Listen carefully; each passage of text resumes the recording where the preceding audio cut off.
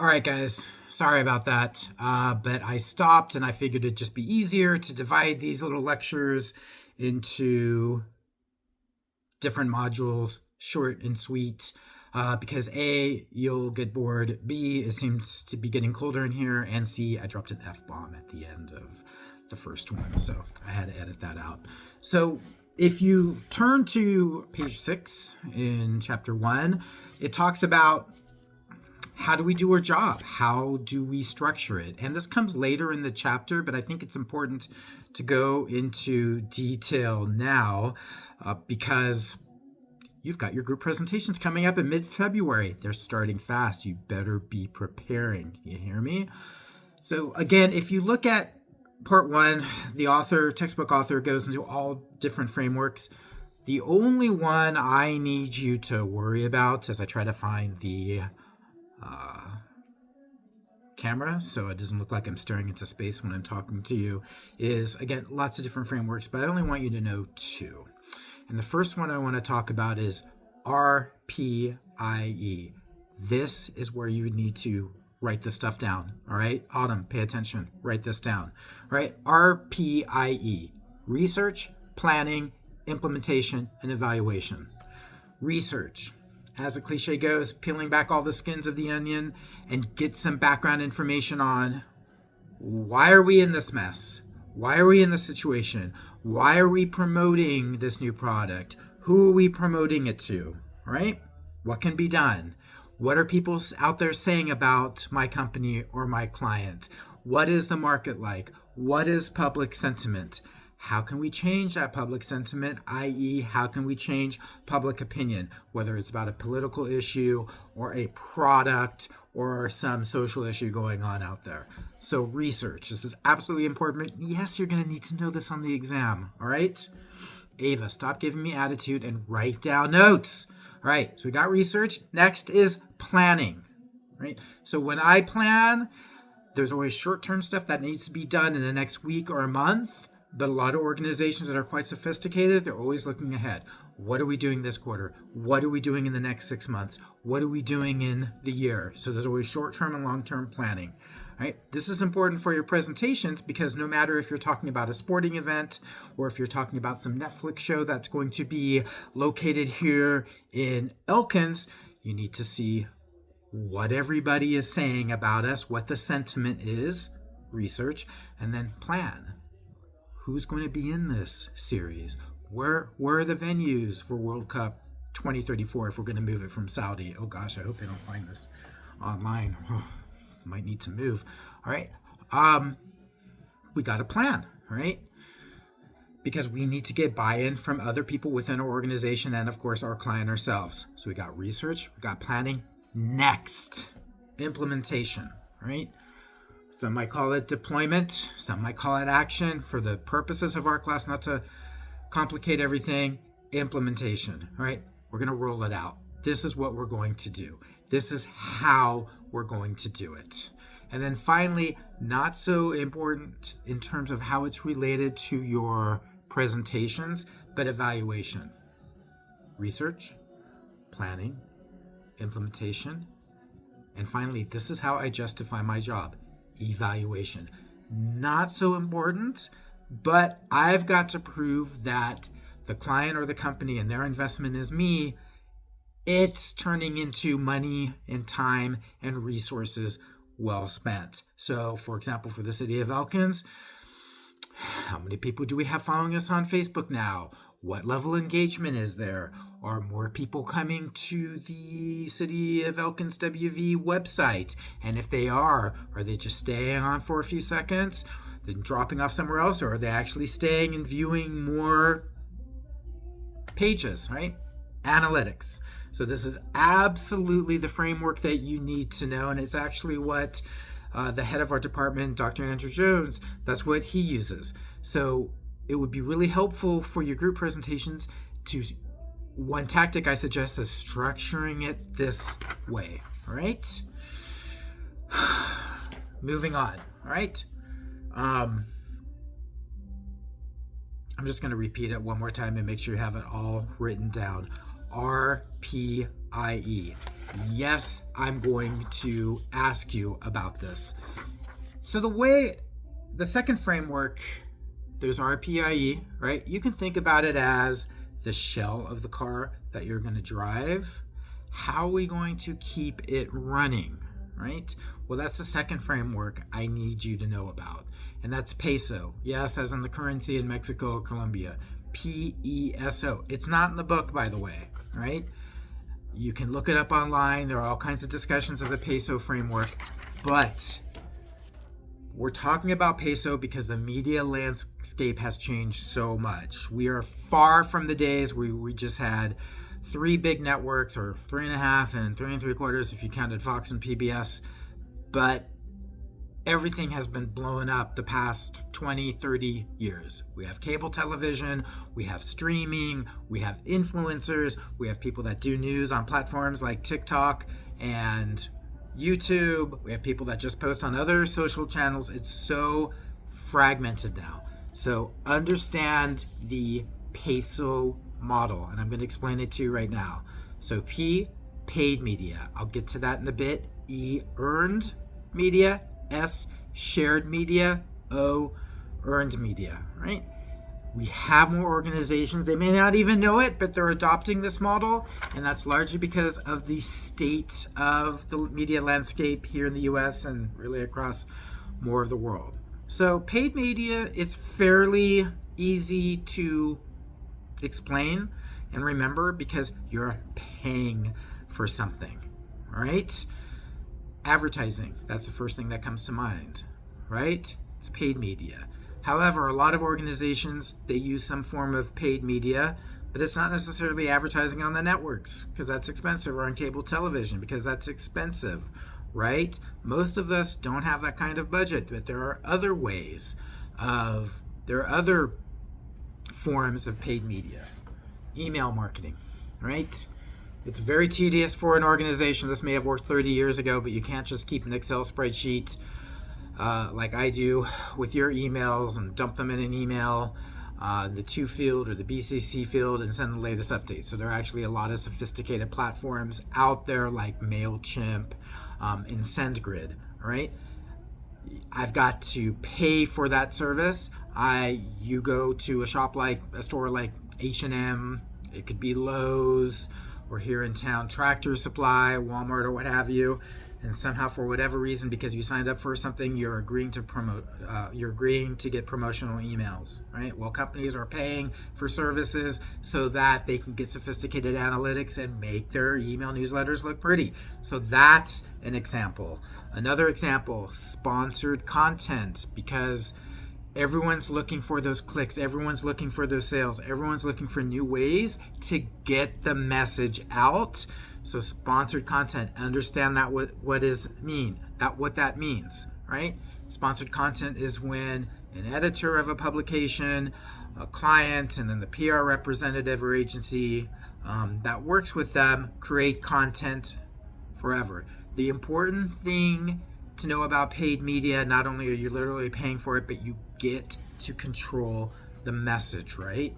You can control the frequency. You can control the channels that you are running these ads or messages on. You can choose which subscribers. So for example, these sophisticated email databases, they might have some demographic info, age, gender, income, or what have you. Maybe we only want to send to a certain amount of people that meet those criteria. So Forbes, the business magazine, New York Times, I think the Washington Post still has one. They have sponsored media content as well. I hope this is all making sense. So bottom line, paid, you're paying for it. Now, here's earned media. It may not sound intuitive, but to this day, this is the most important metric by which public relations firms and pros like me are measured. What does earned media mean? It's not intuitive. Let me explain so it makes sense. This is news that because of my effort, so think about how we talked, the upcoming project we have where you're going to write a press release in class. I'm going to have you rewrite it and look pretty, so it's a nice Word document. And then you're going to pitch it to me as if You're the PR rep and I'm the journalist or editor. Got it so far, right? What you're hoping is that I, the editor, upon reading your email, will be interested. I'll make arrangements with you to get more info or have an interview. And what you're hoping to get out of me is earned media, right? So just real case scenario here, when I would pitch TV stations, newspapers, magazines, what have you, bloggers, the goal is to get earned media. I've pitched them the story, like what you're going to do with email. In the old days, 40 years ago, PR reps would call, all right, on the phone, because that was the only way you had to do it. Maybe later, late 80s, 90s, you would fax, right? The deal is that publication, the newspaper, the magazine, or broadcast media, radio or TV, they're going to run with the story, but they're going to do it without any input from the PR rep for its client, right? So when I say earned media, I don't want to get into the weeds here, but there are a lot of services out there, media monitoring services. You don't really need to necessarily know about this right now. I, the PR rep, on behalf of my clients, if I'm at a large organization, I'm going to subscribe to these media monitoring, and they're going to tell me every single news story that this client has been in, right? Because I gotta measure my efforts, right? How is this all paying off? And there are algorithms involved. It's like funny money. It's like I get a dollar amount of what the earned media. So something like the New York Times, that's a holy grail for professionals. It is my dream as a PR rep that something I pitch on behalf of the client goes into the New York Times. For most of us, that never happens. It's extremely difficult. But there are other publications out there, Wall Street Journal, obviously, Washington Post. There are big national wire services like Associated Press, AP, and Reuters. So I look in these reports, and someone like the New York Times, the dollar value is going to be here. Little Joe Schmo or Jane Schmo blogger living in their parents' basement, and they run a blog about whatever. That earned media value might be 50 cents, but if it's in the New York Times, it could be $50,000. Right? I'm just throwing these numbers out there. So understand that for most PR firms today and pros like me, we get judged on our performance by how often we get our client in the newspapers. This ties into how it's a huge channel, because I know earlier this week or last week I mentioned that in 1980 it was about 1-to-1 PR pro to journalist or editor. Now it's 6-to-1 because media is in the free fall. I didn't go fast enough. It's a real free fall, man. PR profession keeps on growing. So there's just more fish going for whatever less bait is out there. So earned media, understand this. Another difference between paid media, just to make sure you understand this, which we'll just say is also akin to advertising, and earned media, I don't control the message. I don't have the right as the PR rep to tell the news organization to put my client story in a positive light. Absolutely not. That's a huge ethical and professional line that I don't want to cross. So I have no control over it. And what I'm hoping, minimum, is that when that earned media comes up, at best, it should be neutral. Yeah, it's great if it's positive, but PR reps should understand that having a neutral story is a win, right? Some things happen. It could be a negative story. That's a risk I take. That's very different from advertising, where, again, I can control the message. Paid media, I can control the message. Earned media, I can't control the message. So I hope that makes sense. So in addition to earned, paid and earned, so we got the PE so far in peso, all right? We've got shared media, right? As you write this down, Alyssa, as you write this down, right? Shared media, really easy to remember. It's akin to social media, all right? Social networking platforms, right? Facebook, Insta, TikTok, LinkedIn, X, formerly Twitter, what have you, right? I don't own those platforms. It's a shared space. This is one way to remember it. It's a shared space where I could put messages on there. So If we're thinking to the city of Elkins, if I run an ad in the Intermountain, that's paid media. If the Intermountain actually run, or if I put an ad on WBOY, that's paid. All right, for some city event for whatever reason. Not that we have the budget to do that. All right, if they run a story in the Intermountain, whether it was about certain issues the city has faced in the past, like we discussed, that's earned media. If it's in the Intermountain or WTTV in Bridgeport, right? Every day, almost every day, weekday at least, I post something on our Facebook site, the City of Elkins. Within Facebook, I post messages on there, everything from pretty pictures to got another water main leak, right? That's shared media. I don't own Facebook. I don't have to pay to put anything on there. I have to pay if I want to try to get more eyeballs and use it for advertising. The bottom line, it's shared media. Makes sense? So we got PES, paid, earned, social. Finally, we have owned media.